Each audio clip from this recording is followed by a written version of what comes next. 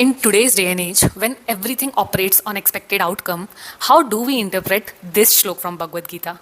कर्मण्येवाधिकारस्ते मा फलेषु कदाचन मा कर्मफल हेतुर्भु मा ते संगोस्त्व कर्मणि. This isn't about a religion, but it is about a philosophy that has helped me so many times. One instance when it has really helped me is whenever I'm giving interviews. It is almost impossible to detach yourself from the end goal in this particular example. I always start by not taking the failure very seriously, the failure part very seriously. So it is almost like two folds. One is detaching yourself from failure, as in not beating yourself down for the failure.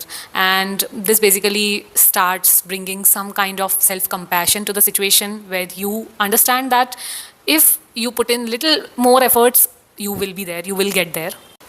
And the second part is with time, the self care part and self awareness part really comes into the picture. Not beating myself for it, but I am taking the feedback very seriously because मुझे मन में पता चल गया है कि मैं थोड़ा सा एफर्ट डालूंगी तो अच्छा कर ही लूंगी.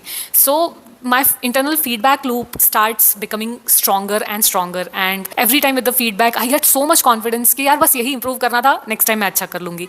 So detaching myself from failure is where it starts. You inevitably detach yourself from success and you detach yourself from the complete outcome of it, and that's where the part where Lord Krishna tells Arjun that तुम कर्म करोगे क्योंकि कर्म करना ही तुम्हारी duty है comes into the picture.